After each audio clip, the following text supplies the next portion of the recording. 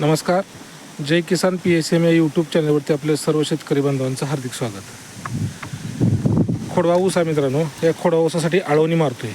ऊसाची थोडीशी वाढ थांबलेली आहे, पाऊस यंदा कमी आहे, त्यामुळं आम्ही लिक्विड मारत आहे. लिक्विड म्हणजे आळवणी सोडत आहे, ते तुम्हाला दाखवतो. पण ह्या बॅरेलमध्ये आम्ही हे आळवणी केलेलं आहे पंपाच्या साहाय्यानं. पुढचं हे नोझल काढलेलं आहे, म्हणजे हे पुढचं कॅप काढलेलं आहे. तर ह्याच्यामध्ये काय काय मिश्रण केलं आहे तुम्हाला सांगतो. 19-19-19 3 किलो 200 लिटरचं बॅरेल आहे. सीवीड, फुलविक ॲसिड आणि मायक्रोन्यूट्रिएंट ग्रेड 2 तुम्हाला मी त्याचा फोटो दाखवतो. हे असं मिश्रण ह्याच्यामध्ये आम्ही केलेलं आहे. कॉम्बी प्लस काय काय आहे, ferrous, manganese, zinc, calcium, molybdenum, boron इथं तुम्हाला दिलं असेल. हे सगळं ह्याच्यामध्ये आहे. म्हणजेच copper, ferrous, manganese, zinc, boron, molybdenum हे ग्रेड 2च आहे. पाहू शकताय, चिलेटेड कॉम्बी. आता हे आम्ही फवारा ह्या ऊसाला मारतो आहे. तुम्हाला दाखवतो मी सगळं डिटेल की हे मुळापाशी कसं सोडायचं, जेणेकरून ह्याचं काय काय फायदा होतात. 19-19-19 म्हणजे NPK आहे. ह्याच्यामध्ये समप्रमाणात असल्यामुळं हे नायट्रोजन, फॉस्फरस, पोटॅशियम जे मुख्य अन्नद्रव्य आहेत हे ऊसाला मिळतात. त्याच्याबरोबरच फुलविक ॲसिड मुळांची चांगली वाढ करतं, प्लस पानांची रुंदी वाढवतं, अन्न प्रक्रिया करण्याची निर्मिती चांगली होती मित्रांनो.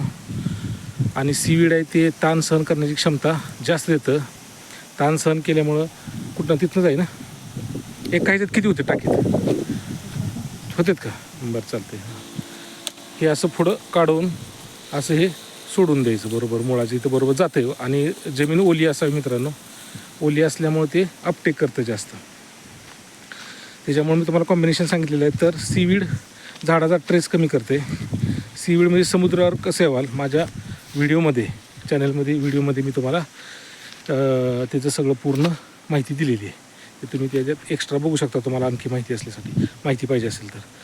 पण ऊसाची थोडीशी वाढ थांबली होती. ऊस चांगल्या प्रतीचा आहे. 86-032 हे खोडवा ऊस आहे मित्रांनो. लागण ह्याच्यामध्ये मागच्या वर्षी चांगली केली होती. मशीनच्या साहाय्याने आम्ही हा ऊस तोडला होता. तर हे कॉम्बिनेशन अतिशय उत्कृष्ट आहे मित्रांनो. तुम्हाला ते थोडक्यात हे पण सांगितलं.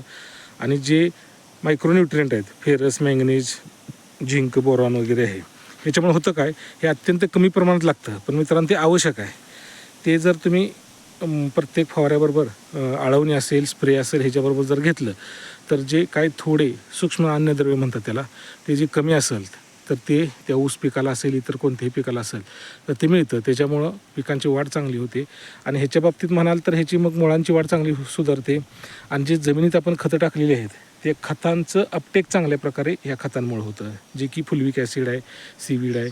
फुलविकमुळे पण चांगलं होतं, सीवीडमुळे पण चांगलं होतं. NPK ते प्राथमिक अन्नद्रव्य जे महत्त्वाचे ते तर आहेतच, नायट्रोजन, फॉस्फरस, पोटॅशियम. म्हणूनच 19-19 आपण बॅलन्सिंग खत याला दिलेलं आहे मित्रांनो. अतिशय उत्कृष्ट रिझल्ट ह्याचा येतो. त्यामुळे मी तुम्हाला हे दाखवते. तुम्ही जर घेणार असाल तर काही काळजी थोडीफार घ्या. जर 200 लिटर पाण्याला तुम्ही मारणार असाल तर आम्ही 3 किलो घेतलेले आहे. तुम्ही 4 किलो घेतले 19-19 तरी चालेल. तुमच्या आर्थिक कॅपॅसिटीनुसार तुम्ही घ्या. 4 किलो 19-19 किंवा 3 किलो 19-19, अर्धा किलो फुलविक पावडर फॉर्ममधलं, पण अर्धा किलो सीवीड आणि 500 ग्रॅम तुमचं हे कॉम्बी ग्रेड 2ची, म्हणजे manganese, ferrous, sulphur, calcium, boron वगैरे. मॅंगनीज, सल्फर वगैरे ते दुय्यम अन्नद्रव्य आले आणि हे सूक्ष्म अन्नद्रव्य आले. त्यामुळं मारताना थोडंसं हे ग्रेड थोडी वापरा, कारण हे आपल्याला समजून येत नाही. पण पानं असे थोडे साईडनं पिवळट, हिरवट, थोडंसं कमी बोरॉनची कमतरता वगैरे अशी, किंवा मॅंगनीजची कमतरता वगैरे अशी असते. त्याच्यामुळे अशी पानं वेगळी दिसणे, इथं समोर दिसते बघा, नायट्रोजनची कमतरता आहे. काही स्पॉट असतात, लिप स्पॉट असतात असे. त्याच्यामुळं काय होतं तर अन्न तयार करण्याची प्रक्रिया थोडीशी मंदावली जाते. त्यामुळं ॲटोमॅटिकली उत्पन्न कमी येते. मित्रांनो, तुम्हाला व्हिडिओ डिटेल सांगण्यामागचं कारण एवढंच आहे की तुम्हाला फवारा स्प्रे कोणता घ्यायचा किंवा आळवणी कोणती सोडायची हे तर तुम्हाला डिटेलमध्ये कळलंच आहे, ते काय शंका नाही. पण मी हे बाकीचं का सांगतो की हे थोडंसं तुम्हाला माहिती असावं, जेणेकरून आपल्याला माहीत पाहिजे की आपण आपल्या ऊसासाठी काय काय हे करतो. ते तुम्हाला जर घ्यायची असेल ही आळवणी तर ही अतिशय उत्कृष्ट आहे.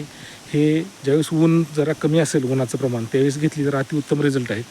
सकाळी किंवा संध्याकाळी किंवा शेतकरी बांधवांना जरी लेबरचा प्रॉब्लेम असेल दुपारी जरी घेतली तर चालेल, फक्त उन्हाचा कडाका बघून ती घ्यावी.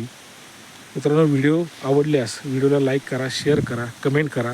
तुम्हाला जे काही माहिती असेल किंवा माझ्याकडून काही कमी वाटत असेल किंवा मला काय माझ्याकडून चांगलं वाटत असेल तर त्याला तुम्ही थोडंसं प्रतिसाद द्या. जास्तीत जास्त लोकांपर्यंत पोचवा, म्हणजे मला पण अशी माहिती, चांगल्या प्रकारची माहिती तुम्हापर्यंत पोचवायला आनंद निर्माण होईल. धन्यवाद.